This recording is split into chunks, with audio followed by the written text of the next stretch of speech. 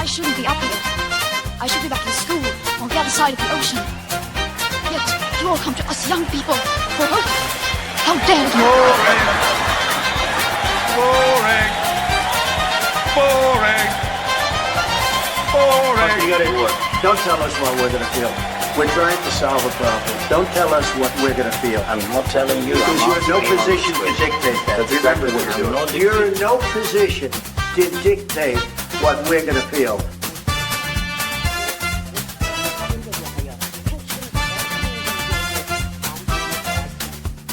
I call again for immediate ceasefire in Gaza, the return of the sausages, the hostages.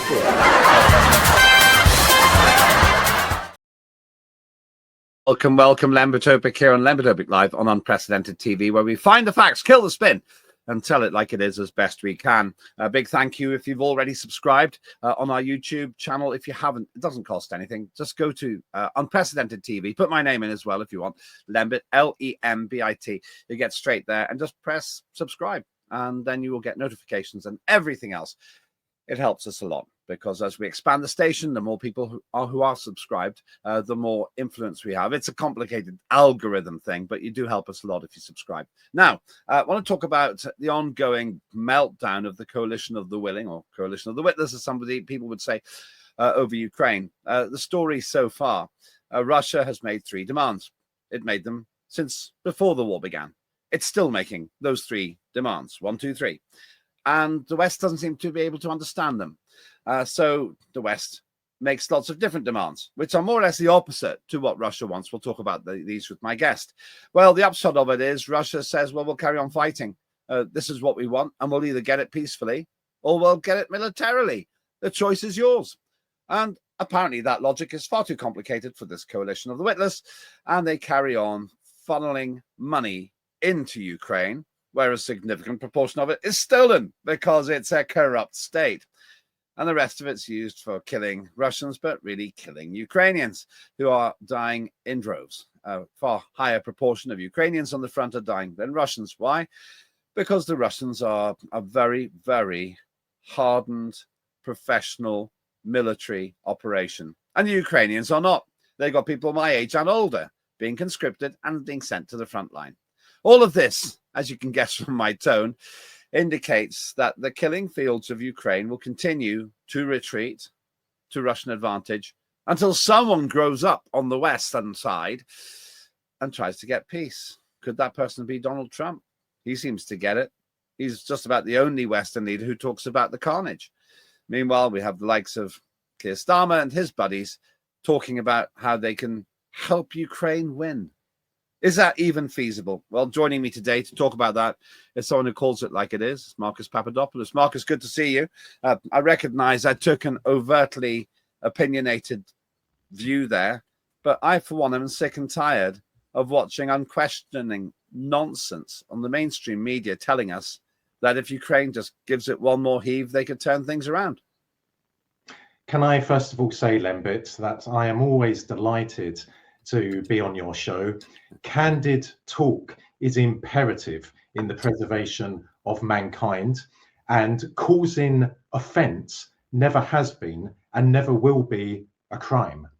Turning to Ukraine, I would first of all like to start by citing an example of the deceitful nature of British mainstream media. So very recently, Putin in Moscow said, and I'm quoting him almost word for word, Russia has no intention to fight Europe. I have said that nearly 100 times. However, if Europe decides to attack us, then we are ready. End of quote. British mainstream media distorted what Putin said by running headlines saying, quote, Putin is ready for war with Europe, end quote. That demonstrates the deceitful, manipulative, and dangerous nature of British mainstream media. And I would say to the journalists who are putting their names to these articles to be very careful, because they are complicit in crimes against humanity, namely making the population in Britain anxious. Anxiety can lead to mental ill health. Mental ill health can result in suicide. And there is no defense in British law or in international law to the effect of, I am only following orders. That was established at the Nuremberg trials. And whilst I have criticisms of the Nuremberg trials, what I completely support is what was said there, that carrying out orders or following orders is no defense in law. So again, I would say to those British mainstream journalists to be very careful of what they are involving themselves in. That's quite a big statement. What you're saying is it's the West that's contributing to danger for Western citizens on the basis that they're bigging up the prospect of a war which can only happen if Europe brings it on. Yes, indeed. There will be no conventional war between NATO and Russia. Why? Because a conventional war between NATO and Russia would rapidly escalate into a nuclear war between America and Russia. Thus, there will be no war. But by British mainstream media alleging time after time that there is going to be a World War III, that is causing a lot of anxiety for many British people. And as I said, that causes mental ill health. That can result in suicide. That is a crime against humanity. This is from The Independent. After Putin's chilling threat, is Europe ready for war with Russia? As Moscow becomes more bullish in its hybrid warfare tactics to provoke NATO, James C. Reynolds, I think this is from The Independent, looks at how both armies and economies compare. That's exactly what you're saying. Now, we could have chosen that from just about any newspaper. The assumption that Putin is threatening to attack us, just like you said. I'm Estonian, and Estonia has had its fair share of suffering under the boot of the Soviet Union. So maybe I have more reason to be concerned than others. I don't for a moment think that Russia has any intention of attacking the European Union. There's absolutely nothing in it for them. If the British ruling elite, or indeed the Western ruling elites as a whole, have tangible evidence that Russia is planning to invade Eastern Europe or Central Europe or Western Europe or the whole of Europe, then present that evidence at the United Nations. But of course, they have no such evidence because Russia has no such intention. Yes, when it comes to Ukraine, there is a very powerful reason for why the Russians are in Ukraine and will never leave Ukraine. Yes, the Russians are very concerned about the growing NATO presence in the Baltic states, which is a violation of the Russia-NATO Treaty of 1997. And for Russia, the concern is this: the Kaliningrad enclave is separated from the rest of Russia. And the fear of the Kremlin is that NATO, using its navy, could attempt to blockade Kaliningrad and separate it from the rest of the Russian Federation. But aside from that, and aside from Ukraine, Russia has absolutely no interest in war. But again, as I said, if they have evidence, present it. Now, this is back to that headline. This is typical of the reporting that you see in the mainstream media, on television, in the papers. And all of it presents Vladimir Putin as wanting to roll his tanks across Poland into Germany, suppose the United Kingdom. It's nonsense. I'd use much stronger language, but we have children watching. It's absolute balderdash. And the reason I think they do it is because we have a bunch of politicians so stupid that either they believe it themselves or they think that they can get us to believe it, both of which indicates limited intellectual capacity. But what really annoys me is this has practical implications. Mark Rutte, who's one of the strangest people I've ever seen in a political role, really odd.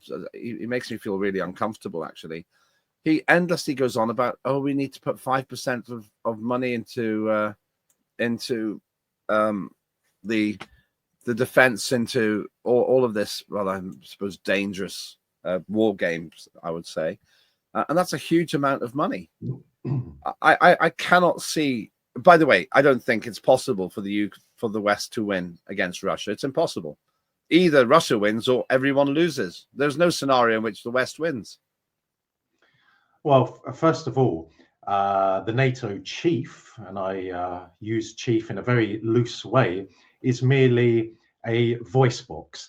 He reads from a script which has been prepared by others. He has no power whatsoever. NATO, like the European Union, is one of numerous weapons of the Western ruling elites or globalists. In regard to the British establishment constantly alleging that there is a threat to Europe, there is a threat to Britain from Russia.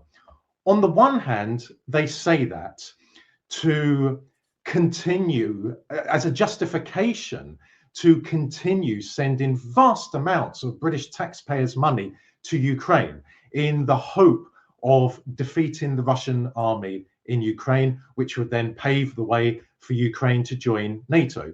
And on the other hand, they make that allegation, which, as I said, is completely unsubstantiated, as a way of trying to distract the British people from what is happening at home, starting with the forever rise of the cost of living, for how so many households in Britain are now living in poverty, how many children are living below the breadline, how crime is rampant across the United Kingdom, and effectively how Britain is dead. So they are trying to distract the British people. It is not working, but they will persist. Well, and they will keep on persisting because there is no democracy in the United Kingdom. I want to come back to that. But in terms of Mark Rutte and his people, I've just got this feeling continuously that people like, there he is, people like him have no connection with what you've just described. You know, I listened to him saying things like lethal force is our best defense. It's totally Orwellian. Perpetual war, straight out of 1984. And I don't like him. I have not met him, but I don't like him because he comes across as this oddball, not very clubbable person who only understands in some sociopathic way some scant elements of militarism. But this man on the screen can't possibly believe, can he, that the West could possibly win a war against Russia. But everything he says is predicated on the assumption that it can. All that we hear, Lembit, from the likes of Mark Rutte, Starmer and Macron is inversion at its most inverted. These people have been chosen to implement an agenda. Yeah. They are soulless. They have no empathy. There is no feelings in them whatsoever. They have been chosen for those reasons. Like Starmer, for example. People often say on social media how nice it would be at the next general election for Starmer to lose by a landslide. They do not understand the nature of Starmer. He cares nothing about losing an election. He has no integrity. He has no credibility. He has been chosen for a job. He has been chosen to implement an agenda, and all he cares about is receiving what he receives in terms of wealth and other things as a result of doing that. And in regard to the war in Ukraine, the last time I was on your show, Lembit, I said very clearly that nothing would come of the new peace plan for Ukraine, which started in America, then made its way to Europe, where it was seriously amended. Why did I say nothing would come of it? Because the Russians have said since the outset of their campaign and after the campaign began that it must be put into writing that never ever will Ukraine be admitted to NATO. Secondly, that Ukraine will be completely demilitarized. And thirdly, the ruling cabal in Kiev will be removed. Now, the peace plan that was presented recently to Putin in the Kremlin by Steve Witkoff said that NATO, that Ukrainian membership of NATO would effectively not be ruled out, and that Ukraine would be allowed to keep an army of 600,000, which is a very large force. But as I said, even 50,000 soldiers, the Kremlin has said it is against. Thus, there will be no peace. The outcome of the war in Europe will be decided on the battlefield. I think Trump would like a peaceful resolution. I think he has tried, but I think he's at the stage now, Lembit, where he's about to wash his hands off both Ukraine and Russia in the context of the war. I was quite optimistic when they met. This picture, I think, taken in Alaska. I wonder what that man in the background's doing. I'm not sure he's supposed to be there, but who knows? And I was optimistic because we're looking at two adults there, and two deal makers. They're both pragmatists, and neither of them really has great motivation to continue a gratuitous war. But it seems to me that all these other people who are involved, we'll come back to this later, they got much more of a motivation to continue the war. Come back to you in a minute. I'm talking here on Lembit Opik Live with Marcus Papadopoulos about the situation in Ukraine, whether there can be a peace or not. And Marcus is saying it's in a lot of people's interest to continue the war. Russia hasn't changed its demands, but the West wants them to. And so therefore we have an irresistible force against an immovable object, except that I don't think the West is irresistible. I think that they're losing momentum. We'll come back to that shortly. Tim Scott Uncancelled is alive and well and back on the screens. You can normally watch his live shows on Saturdays at 10 a.m. UK time. But go to the archive on Unprecedented TV. Go to the YouTube and you'll find his shows as well.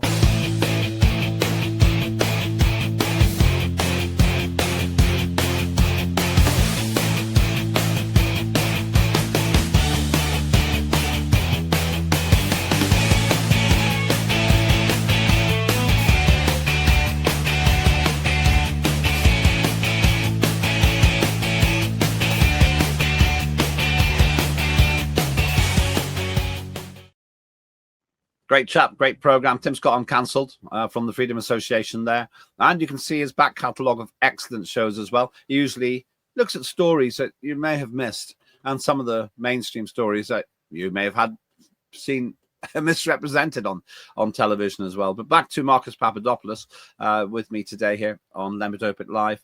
Story so far, you're saying that there really isn't any prospect of some peaceful negotiation or negotiated settlement for now.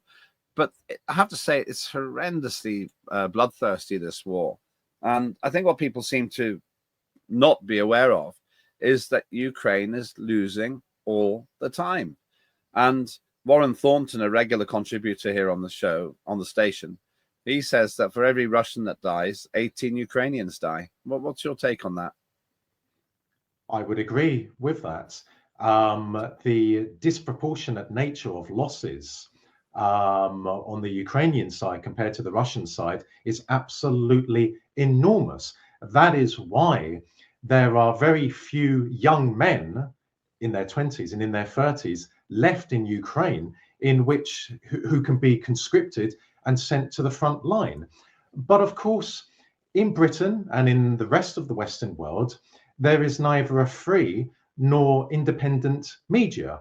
So ordinary people in Britain and other Western countries are not being told the truth about the reality of the battlefield in Ukraine. They do not fully understand the gigantic losses, something perhaps now nearly 2 million losses the Ukrainian armed forces have incurred. And of that, perhaps over 1 million have been killed in action, and many more are missing in action. So unfortunately, that is a reflection of living in a country, Britain, which is not a democracy, regardless of what puppets like Starmer or Lammy or Cooper or Reeves have to say. There is not a free or independent media in Britain, so Britons are not being told the truth. And that is not just dangerous, but it demonstrates how Britain has some years ago slipped into a tyranny and a kleptocracy. In the meantime, we're supporting this carnage, and a lot of this footage, I think, emanates from Russian sources, but I have no reason to doubt its veracity, its authenticity. And these are just killing fields.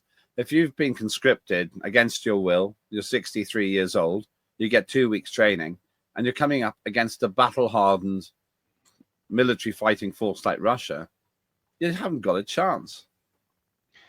No, they haven't. Or people who know nothing about military affairs take to social media and say, well, if the Russian armed forces is a superpower, then why have they not advanced already all the way to Kiev and captured Kiev? Well, there are two reasons for that. Firstly, NATO has saturated Ukraine with military hardware. Secondly, the Ukrainian government, which is a puppet of the globalists, is throwing man, woman, child into this carnage. Indeed, even Ukrainian men who suffer from, for example, Down syndrome have been seen on the front line, which is a horrific crime against humanity, a horrific war crime.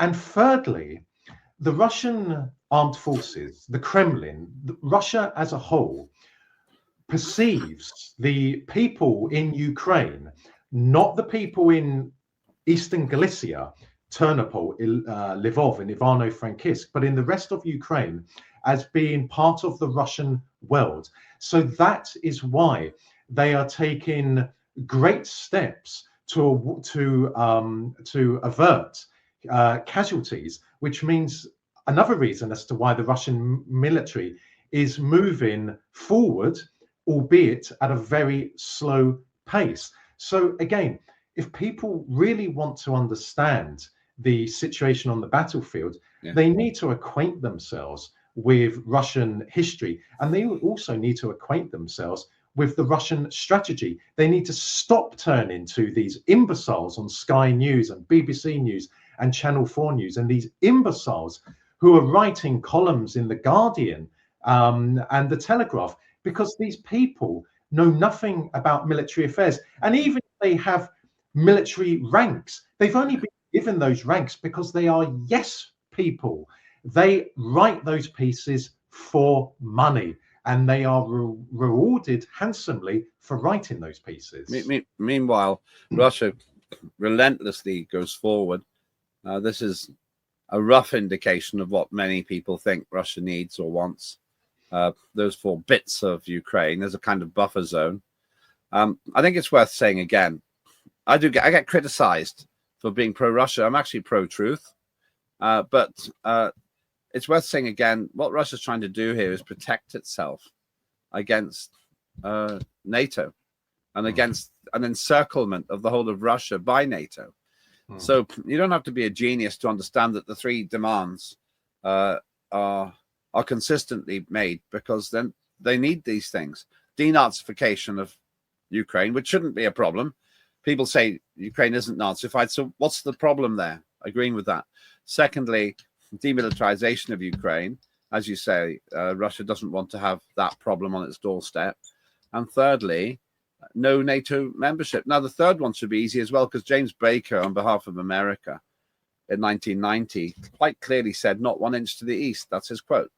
So the only sticking point really is the military.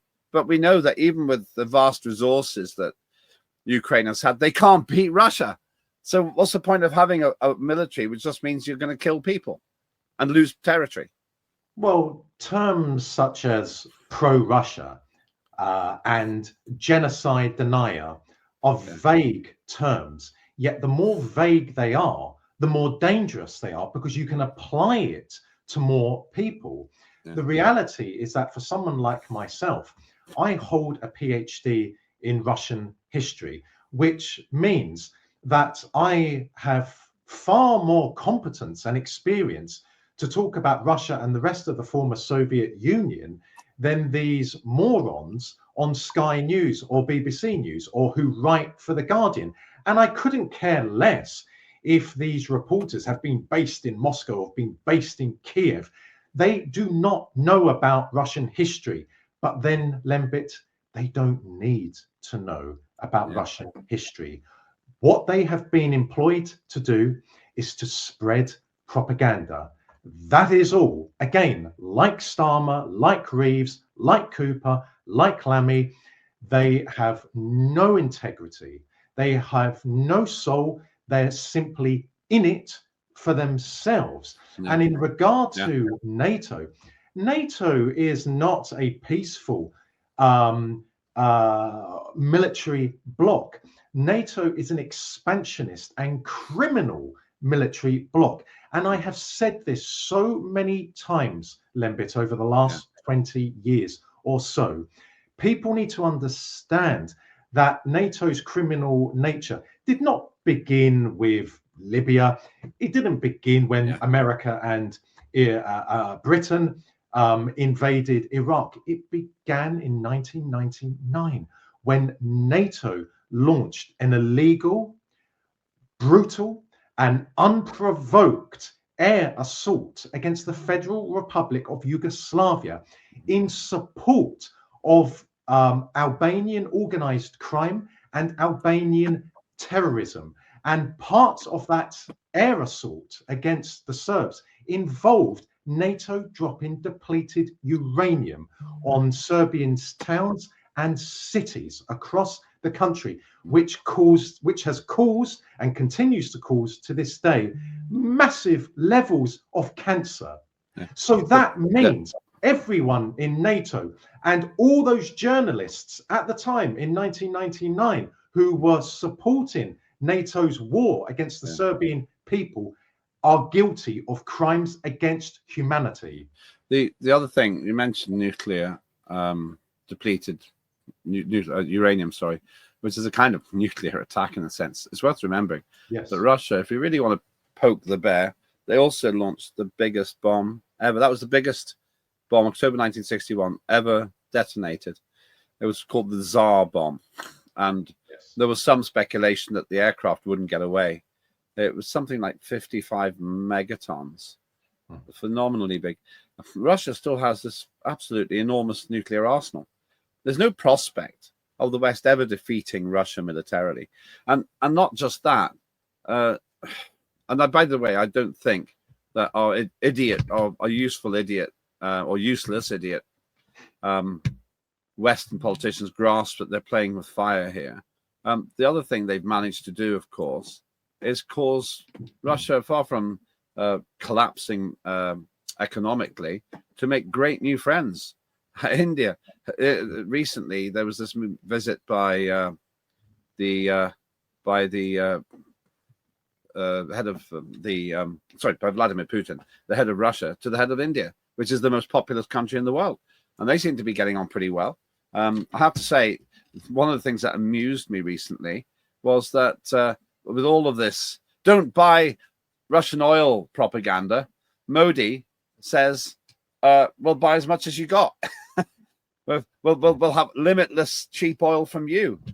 And that's the thing. What I think we're watching here, due to the mismanagement of the situation by the West, is the complete redrawing of the global hegemony, by which I mean, in simple terms, a shift of power from the West to the East and from the North to the South.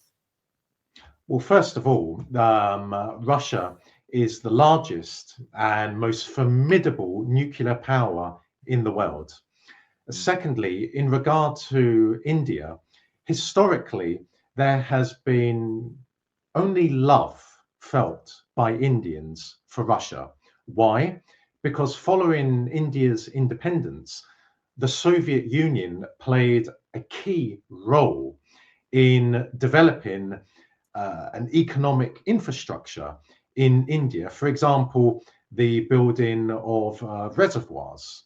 So from the Soviet period to the present day Russian period, Russia and India are exceptionally close friends and allies. And that Russia has recently secured a new enormous energy deal with India demonstrates the historic friendship between Delhi and Moscow. And it also demonstrates that Russia is not a pariah on the international stage. Let us remember that there are approximately 193 countries in the world. Of that, between 30 and 40 have placed sanctions on the Russian Federation. And those countries are almost exclusively in the Western world. But you know, Lembit, there's another point. What particularly angers me about the war in Ukraine is not only that it could have been averted, it is also because vast amounts of British taxpayers' money has been sent to Ukraine. A war which has nothing to do with Britain, has nothing to do with the British people, but has everything to do with the British ruling elite. And we saw recently Rachel Reeves deliver a budget. Well, of course, Rachel Reeves did not prepare that budget. Rachel Reeves couldn't budget for a picnic. Rachel Reeves would never be able to manage an economy. Instead, when she delivers a budget, she's reading from a prepared script. But that budget, which has been prepared for her, which was prepared for her by the heart of the British state, means even more misery for ordinary Britons. Terrible misery. She was pretty miserable in this picture. A very extraordinary emotional outburst. There is no aspect of her performance that I find impressive. And you said, we better go to the last subject, which you've already raised, by the way. You've said this is all distraction tactics. And you hit the nail on the head as far as I'm concerned when you get the destruction of our justice system. David Lammy, who in 2020 said jury trials are fundamental to our democracy. We must protect them. And then 2025 he announces the dumping of jury trials for most criminal cases. Yes. When people as unintelligent as him, I don't know what his IQ is, but it's certainly not enough for his job. When people like as unintelligent as him are messing with the legal crown jewels of our justice system, it does give credence to your claim that wars abroad, rather the way George Orwell outlined them, wars abroad are good distractions. This change, which the puppet Lammy recently introduced, whereby juries will be removed from some serious criminal cases, is part and parcel of the British state or the British ruling elite giving itself more and more power. We must remember that we are nearly in 2026, which means we are 4 years away from the 2030 agenda. And the British ruling elite, whilst it has been weakened because it has been exposed for its criminal, monstrous nature, is nonetheless sticking to its agenda. And that 2030 year is being uttered by all of the key elements which comprise the Western ruling elites. For example, Charles III. I will quickly tell you this, Lembit. recently I was in my local bank, and when I was in the queue, I saw a sign on the wall saying to customers, do not fret. All of our 600 or so banks will remain open until the very start of the year 2030. No way. Absolutely. Why is that year so important? Why are all the key elements which comprise globalism talking about 2030? Because that is the year that they intend to destroy what remains of Western civilization, what remains of freedoms in Western countries, and the year in which they intend to digitally enslave the entire population of the Western world. That's a cheery place to finish. Thanks, Marcus. You always lift my spirits when I talk to you. It's all hopeless. Maybe not hopeless. I know that you've told me privately before, and I don't think it's a secret. You think that the only thing that can fix this is a revolution. But we might be so close to the totalitarianism predicted by George Orwell that even saying that could be accused. You could end up being accused of inciting some kind of violence and get imprisoned for saying it, even though it's just an observation. Yes, indeed. But there is reason to be optimistic, because in the case of Britain, most Britons have now woken up, like most Americans have, like most French have, like most Swedes have. The Western ruling elites, the globalists, have been exposed. So there is reason for optimism. We must not surrender. I've always said this, Lembit. I would rather be dead and free than alive and a slave. And if we all adopt that mindset, then in simple English, game on. Let's stop on that positive note. That is Marcus Papadopoulos pulling a positive out of what may have been regarded as rather dark analysis. You have your say as well. You can comment on my X, that's at Lembit Opik, or you can get involved in the chat as well. Always welcome your views. You don't have to agree, you just have to think for yourself.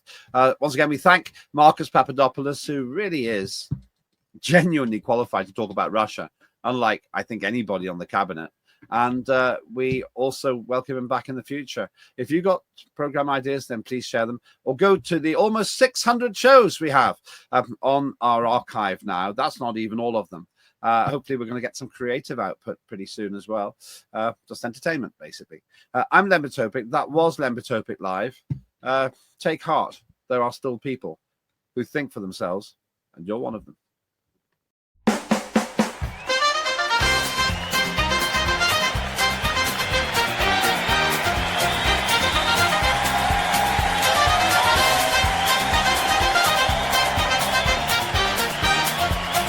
Immediate ceasefire in Gaza, the return of the sausages.